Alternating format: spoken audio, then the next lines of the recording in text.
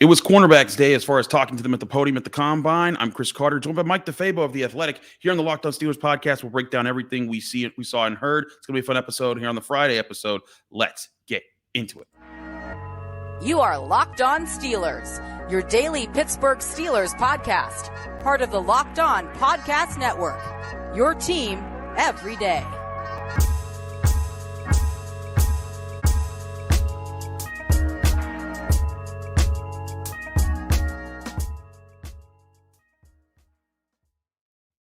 Welcome to the Locked On Steelers podcast. I'm your host, Chris Carter, bringing you your daily dose of all things of the Pittsburgh Steelers. As always, you can find this show on your favorite podcasting app, and you can also find this show on YouTube. If you're watching this video on YouTube, like the video, subscribe to this channel to get all of our daily Monday through Friday episodes, as well as our bonus content. We thank you for making the Locked On Steelers podcast your first listen every day, because we're your team every day. As I said before, we're joined by Mike DeFabo of The Athletic. He covers the Steelers for them, and he's here in Indy with me. We've been going throughout everything. Mike, everyone was really hyped about Christian Gonzalez, and I think a lot of people have him as the cornerback one. But it seemed like there was a different kind of energy when Joey Porter Jr. took the podium, especially with how many Pittsburgh journalists were huddled around him.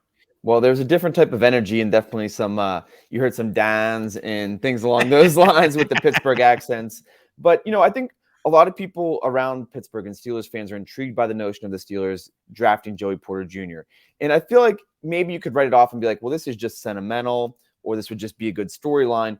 But then you look at it, he's a legitimate top 10, top 15 type of pick.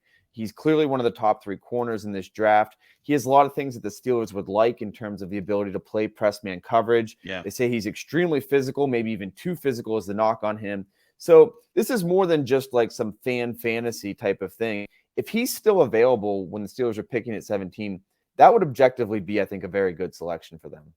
I agree with you. And Joey Porter Jr., I think one of the things that I didn't get a chance to experience, I've watched his tape, but I haven't gotten a chance to experience him as far as talking to him in person as an NFL prospect. I thought he impressed with his podium time. Here's just a minute of the earlier parts of it when he was talking a little bit more about himself from the podium. Joey Porter Jr. at the NFL Combine behind the podium. How you guys doing? How are you? Doing good. Sometimes on occasion.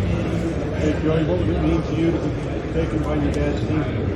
I think it will probably mean a lot for me and my family. I've been in the Pittsburgh area for a little bit now, so staying at home will mean a lot. What do you remember about all these workouts on the practice day? Definitely remember a lot. That was a core memory of mine, just growing up and being able to have that experience with him and Dino Tomlin was a lot. Joey, have you met with the Patriots and all, and how do you think your dad would feel if you got drafted by you? Yeah, I met with them. Pretty great organization. I don't think he'll be too mad at the situation. He'll just be happy I got picked up with a team that want me. Yeah. Joey, your skills speak for themselves on the field. What football character would you bring to the team? You're just going to get a competitor that likes to compete at anything he do. I kind of get down like my dad on the field and like my mom off the field, so I'll say that's a good mix. You get the charm from from the way that he talks, Mike. It seems like he has a very good head on his shoulders. And his dad was a villain in the NFL. Right. He was Joey Porter. He was mean. He was going to fight your whole team. He went on the bus to fight Ray Lewis one time after a Steelers-Ravens game back in the day. But Joey Porter Jr., he's physical. Like, he's not soft. Like don't mistake him being able to be nice from behind the podium and coming up with like cool lines about playing like his dad on the field but being like his mom off the field. Don't mistake that for being a guy who's going to lack in physicality. I do think he fits the Steelers mold. But Mike, you've been looking at this draft class. You've been here looking at all this. The more I look at how this class is and especially this cornerback class, I'm not sure if any of the top 3 guys we all talk about, Christian Gonzalez, Joey Porter Jr., or Devon Witherspoon, who didn't talk on Wednesday or on Thursday because of medical issues. But I don't think any of those 3 might be there at 17 because I think they're all they're that good of players. Yeah, I think you're right. I mean, I was looking at some of the teams that could be interested in a corner that pick ahead of the Steelers. I'm looking at Detroit with the 6th pick, Atlanta with the 8th pick, Carolina with the 9th, Philadelphia with the 10th is a big one. I think that they very much are interested in a corner.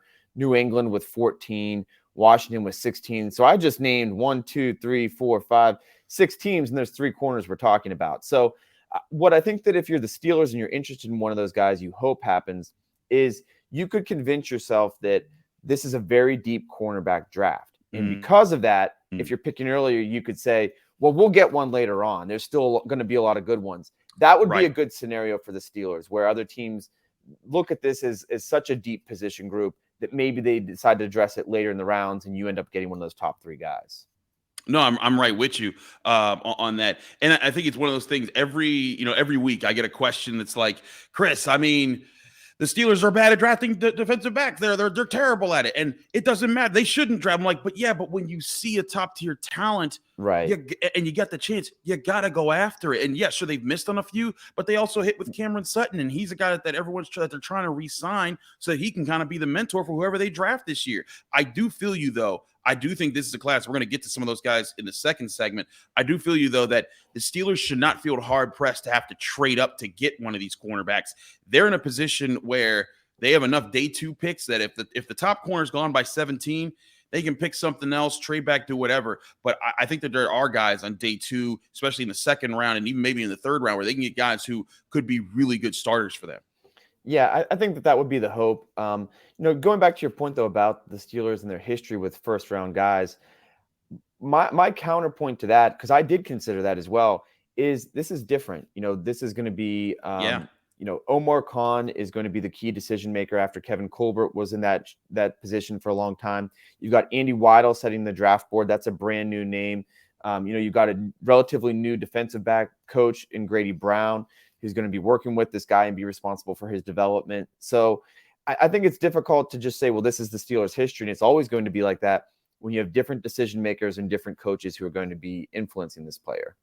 Exactly. And also not even just influencing the player, but also what they value to make a draft board. That's something that we talked about at the start of the week when Omar Khan revealed, Andy Weidl is going to assemble the board for us. So the things that Kevin Colbert valued and how he assembled and how he said this guy ranks over this guy, in my opinion, Andy Weidl is going to have his own philosophies. And I think that that's going to be really interesting to see what are the philosophies that the Steelers, or what are the characteristics the Steelers look for in cornerbacks. Does that change? The Steelers have long been a zone defense that they wanted zone cornerbacks that could tackle really well and just focus on keeping the play in front of them so that their pass rush can win and that they can have for a superstar safety like Troy Polamalu or Minkah Fitzpatrick make the play. But this past year, the Steelers led the NFL in interceptions, and the cornerbacks did play a role in that. Cam Sutton had a few, and they were able to get those guys.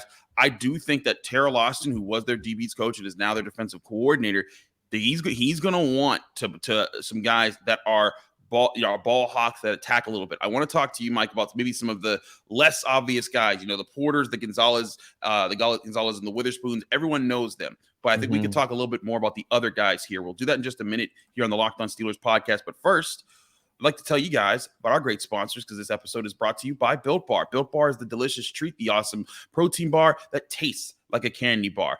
And it's a great opportunity to eat a Built Bar right now because they have so many different flavors. All are covered by 100% real chocolate. Flavors like churro, peanut butter brownie, double chocolate, coconut almond. All these different flavors are ready for you. And they only pack 130 calories. They only pack 4 grams of sugar, but somehow they fit 17 grams of protein. So you're not adding all the bad stuff, but you're getting your gains in at the same time. And you don't have to wait around for a box anymore. You used to have to go to built.com and order them and have them delivered right to your house. Now you can walk right into a local Walmart or a Sam's Club to pick up your Built Bars today. That's right. Head to your local Walmart, go to the pharmacy section, and you can grab yourself a 4-bar box of Built Bars with flavors like cookies and cream, double chocolate, or coconut puffs. Or if you're close to a Sam's Club, run in and grab a 13-bar box with hit flavors like brownie batter and churro. Trust me, when you try Built Bars, you'll thank me later, because Built Bars are the best protein bars around, and they're the best protein bars that taste like a candy bar.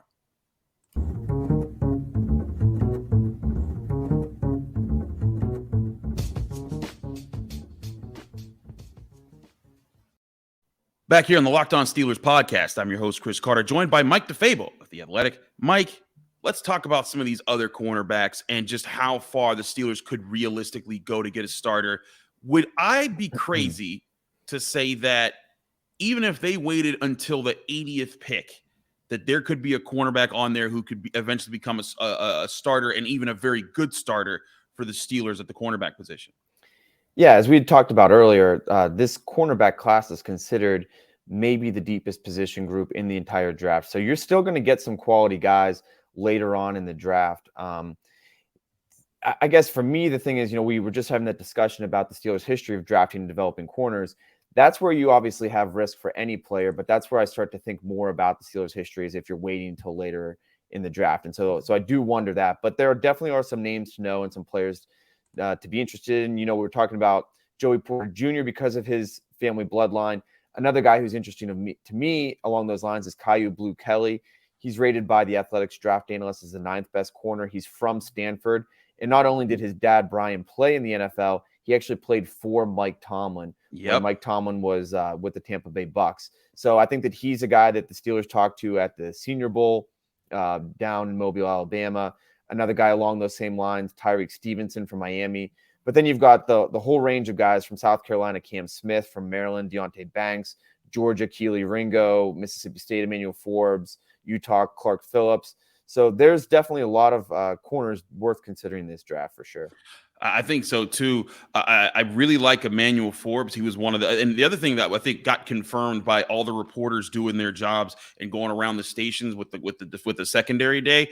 The Steelers have formally interviewed a lot of them, like Emmanuel Forbes did. I think Christian Gonzalez did. I mean, you go down the line, the Steelers probably talked to him, which should tell us they're really looking hard at cornerbacks this year. This isn't just us saying this is, media people who are covering the draft. This is the Steelers themselves. So I think that's a really good sign. And interviews don't mean, they're definitely going to pick them, but they want to learn who these people are. They want to learn what makes these guys tick. And they're also probably talking to their coaches about what makes them go.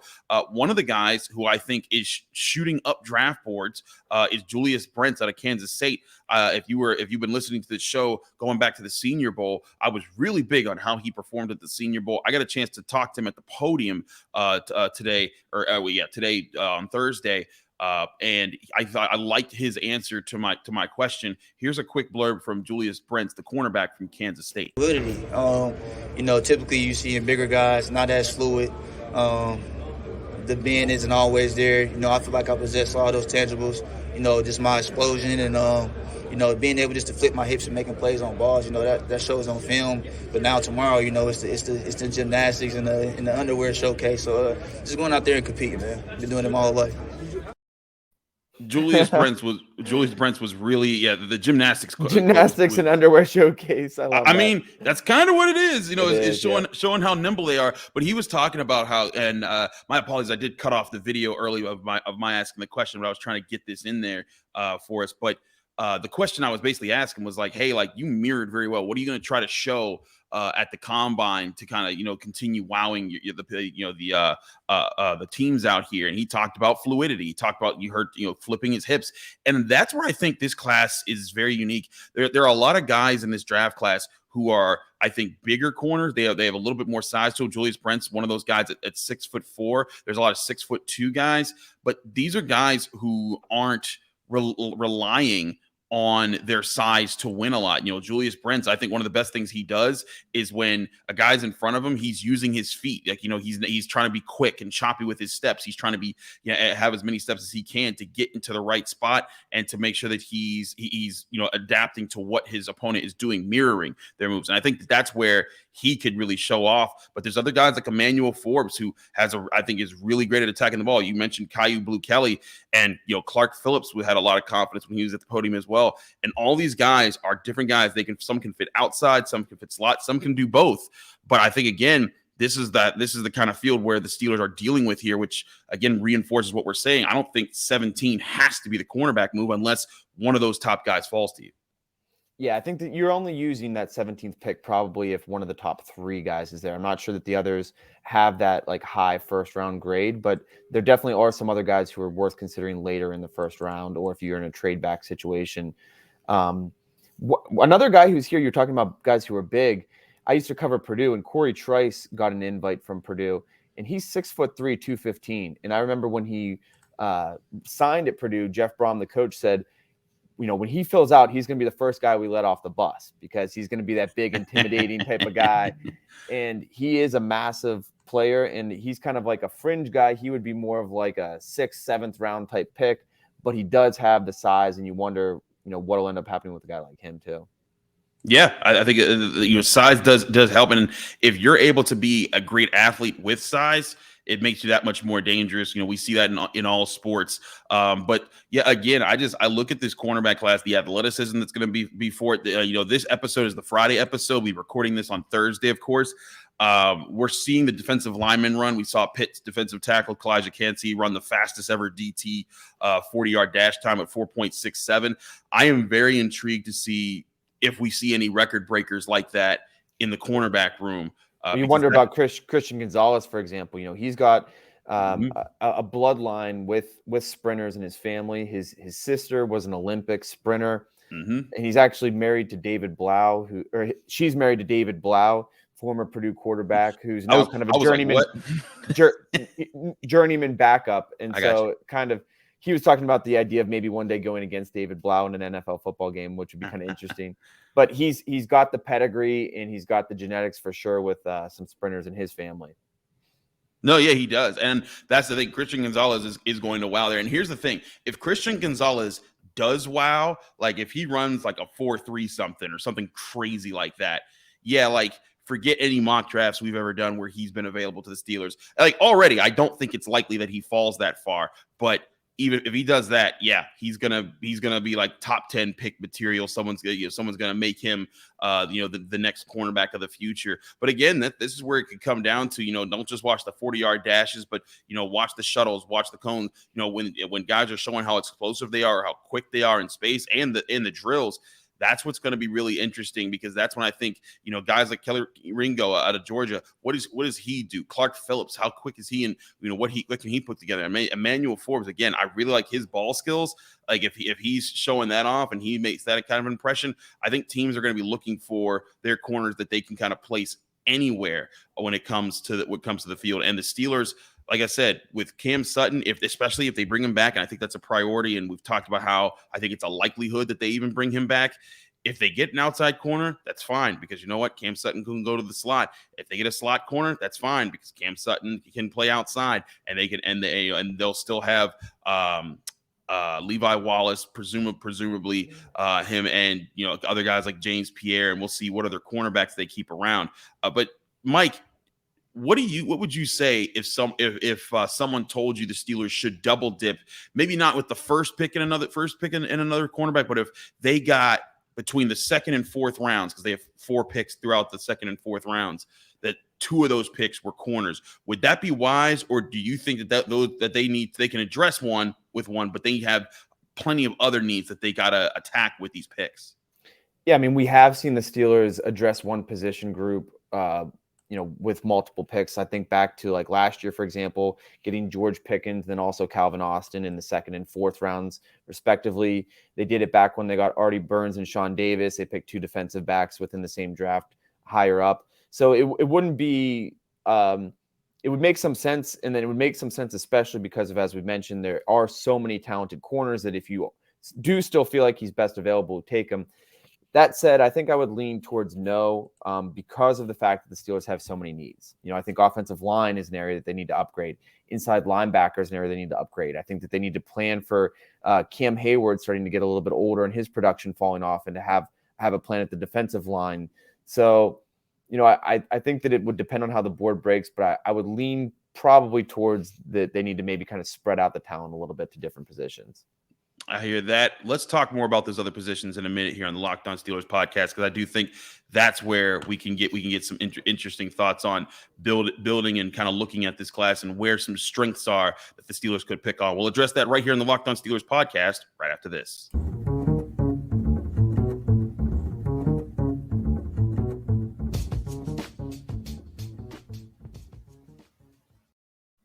Back here on the Locked On Steelers podcast, I'm your host, Chris Carter, here with Mike DeFabo of The Athletic, Steelers beat writer. Mike, we've talked a lot about offensive linemen. We've talked a lot about defensive linemen. And the defensive linemen, I believe, are still running literally as we speak. Well, the defensive tackles, they've run. We've seen them do theirs. But I do think it's going to be interesting to see now that we've seen those guys run. Pro days still have to happen, like Kalijah Kancey ran a 40-yard dash, and then he was like, hey, I'll do the rest at my pro day. And then that's when we get to see, which teams travel where, and where do you see Mike Tomlin, where do you see Omar Khan, Andy Waddle, where do you see those guys popping up. But I've been impressed by the defensive line prospects we've seen as far as that. I'm very interested to see linebacker times as well, because I think that this is where, if they can get real athletes that are setting the tone when it comes to the defense, especially defensive line and in the trenches and linebacker, those are the guys that usually build up the best Steelers teams that we've seen over time. Yeah, I think so. And I'm interested as well once those 40 times come out for the linebackers. I mean, the two top guys that could be first-round picks are Drew Sanders from Arkansas and Trenton Simpson from Clemson. Yes. And both of those guys have that nice mix of size, speed, and versatility. And they were both talking about how the job of a linebacker has really changed, and you need to be versatile in the NFL. I actually loved it was another guy that was talking about, who's the linebacker from Iowa? Jack Campbell. Jack Campbell said that linebackers today need to be amphibious. And he said like a frog is able to be successful in water or on land. He was like, you got to be able to play in the box. You got to be able to be physical. You have to defeat a 330-pound lineman, get off that block and tackle a 230-pound Nick Chubb one play. Then he's like, then maybe the next game you're playing and you got to cover a speedy Tyreek Hill in the slot. So that's what's interesting with this class is the Steelers are going to have to decide with inside linebacker. Do they try to find a guy that can be on field for all three downs, which is really a challenge in the modern NFL, and teams instead are going to sub packages or using a safety or using a nickel back in that role to cover? Or, do they find a guy that they think that they could just have one player fill those various roles all at once? Yeah, it's going to be that's a very tricky spot. And, a lot of people, I think, aren't feeling this linebacker class as a special one this year. I think there's plenty of guys that would be worth day 2 picks that would be good grabs for the Steelers. You mentioned Trenton Simpson. You mentioned Jack Campbell and Drew Sanders. Those are like the top guys. I look at this class and I start to wonder after that, okay, where could they go now? There's guys like DeMarion Overshown who, he's undersized, but I think he could be an interesting fit if you got him maybe in the 4th round. I know that he had a little quick conversation with Mike Tomlin too at the Senior Bowl. And, he's a guy that has been generating a little buzz and seems to be one of those guys that's rising through the process. Absolutely. And then Noah Sewell from Oregon and Diane Henley, who had a really, really good Senior Bowl week and a big hit in the Senior Bowl itself. There are guys there. And like that, I'm not trying to dismiss the linebacker class entirely, but these guys aren't the guys that when you come into a draft class that you just sign me up. That guy's the linebacker of the future. He's gonna change football, and someone might change football.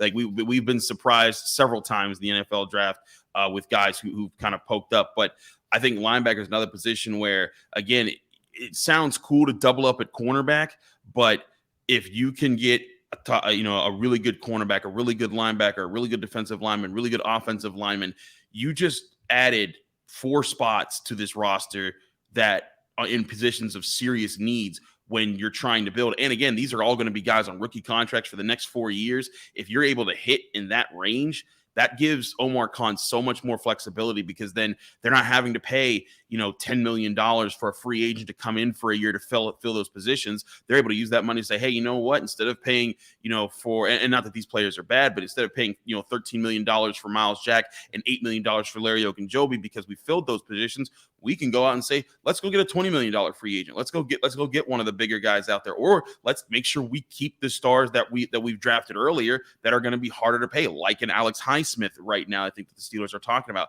Those are the things that if they're able to one, keep those day 2 picks and maybe even grow in them if they trade back in the first round at all. But if they're able to keep those day 2 picks and hit on most of them, I think that puts them in a great spot and a great start for the Andy Waddle, Omar Khan era for the Pittsburgh Steelers. And I think that that's really going to be the test of Omar Khan and Andy Waddle too, is what they do with those day 2 picks. Like, you don't want to have a bust in the first round, but where they're picking, the Steelers likely are going to get a solid player no matter which direction that they go. Right. But when you can really hit the day 2, that's when you're building a team, and that's when you're setting yourself up really for long-term growth and success when you have that young core. And they did a good job last year. We looked at the class that came in last year. I thought was a very impactful class. Yeah. Even guys like Jalen Samuels, who were undrafted, made an impact for the team. So now they'll kind of have to try to stack classes and see if they can do it again this year. Yeah, I agree. It's about stacking classes, but you're absolutely right. You had Jalen Warren, you had Kenny Pickett, you had George Pickens, Connor Hayward even stepped in this year. There was a lot of guys that you could point to from last year. And I think it's also important to point out that, like, those things balance themselves out. There's plenty of times where, a front office will hit and then have a complete miss in one year. Like, people often talk about the 2018 draft for the Steelers, didn't produce a whole lot. Terrell Evans was their top pick, and it didn't really, generate a whole bunch of buzz. But in 2017, they got TJ Watt, Juju Smith-Schuster, and James Conner, and Cam Sutton. So, like, that was a draft where they were knocking it out of the park there. And, because of their situation, they weren't able to keep two of those guys. And I think that's where the Steelers want to be, is they want to have the position to get those guys, get the builders that you can work with in this year's draft. Because again, like, they may not be the top tier guys, but I think a lot of these guys that we're talking to day two, and not just with corners, but with linebackers, with offensive line, there's offensive tackles that I think would be very good second round picks and could go in there and legitimately challenge like a Dan Moore for a starting spot. Osiris Torrance is another guy in the interior part of the offensive line. Schmitz from Minnesota. All those guys. This is why again I'm saying the emphasis that Steelers fans need to keep their focus pointed at are the day two picks, and seeing how many of them can the Steelers lock down. Yeah, I think you're right. I think that what's interesting is, like, with offensive tackle, if you miss on one of the top three, there's really not one that would make sense for the Steelers at 17. And so that's where you're right, like addressing the offensive line with a guy like Matthew Bergeron from Syracuse in the second round, or Darnell Wright from Tennessee at the offensive tackle, or DeJuan Jones. He's the Ohio State guy that's 6'9", 370 with that insane wingspan. So absolutely, I look at like that pick 32, 49, some of those picks in that range, I think, are where the Steelers might end up trying to find their offensive lineman in the future. That could very well be. Mike, we're still here at the Combine. When are you leaving? I'm leaving Friday. I'm leaving Friday. I'm talking to Jordan Addison, and then I'm getting out of here. Yeah, I'm on the same boat as you, doing my pit work and everything. But Mike, it's been exciting. There's a whole lot more stuff to come from the Combine this weekend. This is the Friday episode, so this is my last episode before leaving. But I will have breakdowns Monday. I'm going to be still on the road.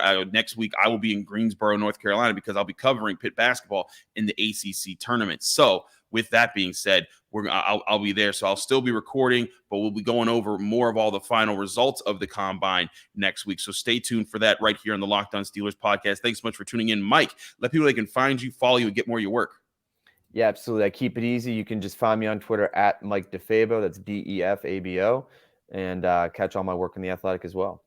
Absolutely. He's Mike DeFabo of The Athletic. Thanks so much, Mike, for joining us. I'm Chris Carter, host of the Locked On Steelers podcast. You can read my work at the Pittsburgh Post-Gazette by going to post-gazette.com. All my work on Pitt Athletics. Kalijah Cansey had a historic day. If you want to read about that, as well as my interview with Brandon Hill, there's a lot to talk about there with Pitt's guys at the draft class, but also about Pitt basketball as they're gearing up for the ACC tournament. You can also watch this show, Locked On Steelers podcast, on YouTube. You can also listen to us on all the podcasting apps. If you want to help us out, go on Apple Podcasts, rate us 5 stars with a positive comment. You do both at the same time. You get a shout out at the end of the show. And if you're watching this video on YouTube, like the video, subscribe to this channel to get all of our daily content.